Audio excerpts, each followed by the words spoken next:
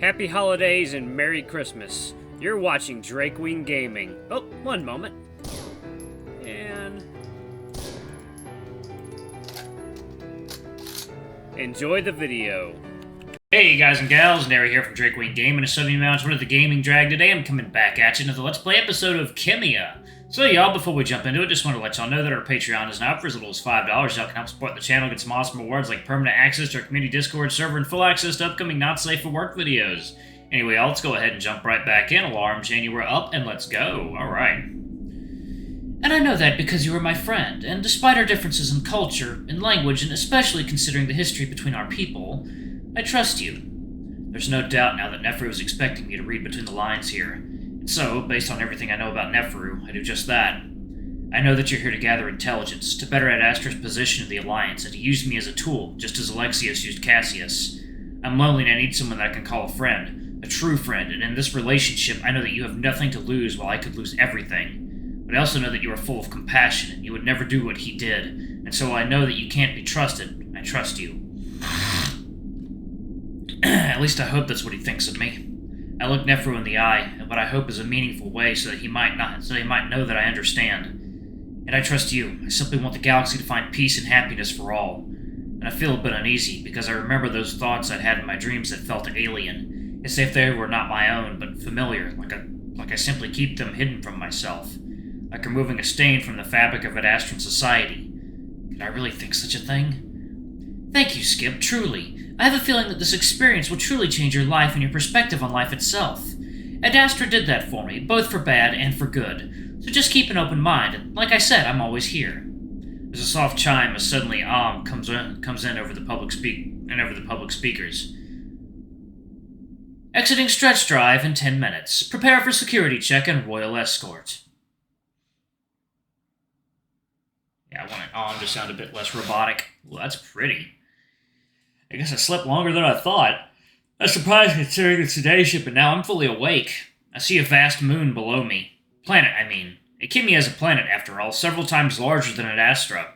At one point, most of the land was inhospitable desert, but through years of investing and building high-tech infrastructure, along with slightly altering the environment of their own planet, something no sibling would risk even trying, most of it is now populated. I stare down at the place that I've been so fascinated with since I was young and found those picture books in the library of that school for the gifted.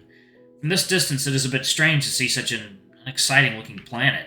No one would ever guess that the most advanced civilization in the galaxy exists on the surface. At least if they somehow were able to avoid seeing the vast numbers of spacefaring ships flying back and forth. A few ships that have to be several kilometers away still look impressively large, which must mean they're gigantic. At that moment, I realize that I'm seeing something that I've actually studied. The space cruise resorts, each the size of small cities, taking Kimians and many other children and siblings on affordable high-tech vacations. My feelings of wonder only multiply as I remember that the earliest Kimian history is rather bleak. Despite having civilizations before even being uplifted, there was constant war between what were known as water kingdoms. Second, y'all. Coffee time. The planet was always at such high risk of drought that the security of water always determined influence, power, and future stability. But as they always would, the Kimians overcame it. Oh, nice! Meanwhile, I stand with my face pressed against the glass, gazing out at all the amazing things I can see, all the things I studied for so long. Despite the many rough patches that I've encountered over the course of my journey, this view suddenly makes me realize something. I've made it. After years of hard work and intense competition, I finally made it to my destination. My mission is far from over, of course, but now I can actually see it. My goal is right there, below me. Not only that, but I might be the first wolf in decades to have this view. For a moment, reality seems fragile again, but in a way that is euphoric. I very much hope that I am not dreaming. You like staring at boring things, kid. Everyone's jealous of Kimia, but damn, is it ugly to look at from afar. I twitch my ears in acknowledgement of Brunus' teasing, but I continue staring, wanting to imprint the view into my long-term memory. It's a sight I'll likely never have again, especially if our departure has us facing the opposite direction. Kimia is the subject of his study, Brunus, and the first time he is seeing it in person. I know. It's still just a ball of sand, though. At least Ad Astra looks pretty from above. I do somewhat agree that there isn't all that much to look at. Meanwhile, Ad Astra has plentiful university and seasons to take advantage of. By all measures, Kimia should have been behind the rest with the terrible start that they were given. But once the parents established contact, the Jackals united faster than any other sibling, fully committing themselves to the parents' vision. This led to Kimia having an edge over all the siblings ever since, and all this legendary history took place right there, on this planet. I smile. When a university student chooses Kimian culture as their discipline, they must have at least one course on Ad Astran culture that emphasized the best of Ad Astra. Despite knowing it all to be blatant propaganda that was so clumsy it usually just left me feeling embarrassed rather than proud, there was a value that they managed to instill in me. One should always be wary of complete submission to a higher power. This doesn't include the Emperor, of course, but rather it was targeted at the parents. There's a certain amount of pride that comes with being the most rebellious sibling race. The Amorphans might hold that title now. But in the end, we've paid dearly for it, and despite that propaganda-instilled pride, I can only stand in awe while staring down at the home of the Jackals, the siblings that are one step away from parenthood. Despite not having set foot on the planet yet, I'm already extremely envious of these beautiful ships, and I can only wonder where Ad Astra would be if we cooperated better. Neferu and Brunus talk amongst themselves, leaving me to absorb the moment.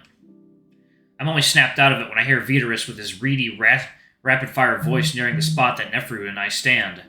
Meanwhile, Amicus's deeper, calmer tones give one-worded answers. I finally pull away from the window in time to see the two of them come around the bend in the corridor, Amicus looking annoyed while Vitorus looks a bit excited and agitated.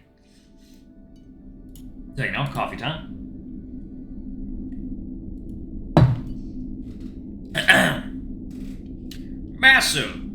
Massive jackals spread all over the land and all sustained with renewable energy and recycled water.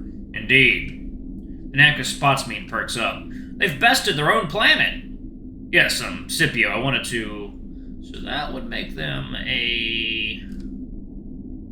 God, what is that thing from Type 1 society? A Type 1 society. A society that can basically harness the full energy of their planet. Gotta forget the name of that.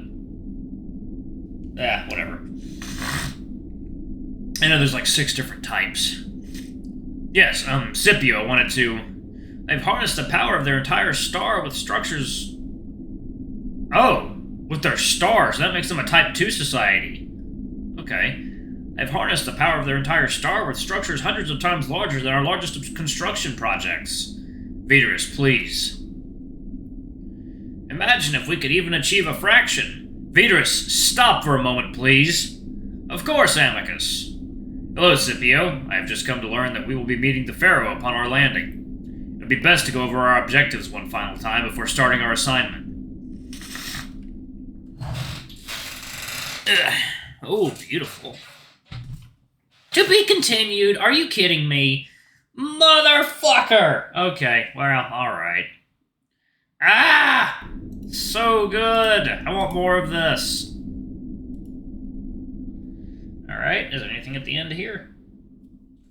Let's see, what do we got? To be continued. Okay, I guess that was it. Alright, y'all, I have reached the end of Kimia. Please let me know if we get any more updates for all these other, Ad Astra style games, please. I would much appreciate it because I really like these games. Anyway, thank you all so much for watching. Don't forget to like, comment, subscribe, ring that notification bell, and check out our Patreon if you can. It always helps. Don't forget to check. I'm going to go ahead and give a quick shout out to our lovely bronze tier patrons. Thank you all for all you do for the channel. We greatly appreciate your support. Thank you to our silver tier patron, Cade Silvermoon. Thank you for going a bit above and beyond. It's greatly appreciated. Thank you to our gold tier patron, Armor. You're awesome. We love you. Thank you for subbing to our ultimate tier. Anyway, if y'all want to get your names in the credits, get access to our not safe for work contents as little as $5. Alrighty, I love you all, and I'll see y'all in the next video. Bye bye.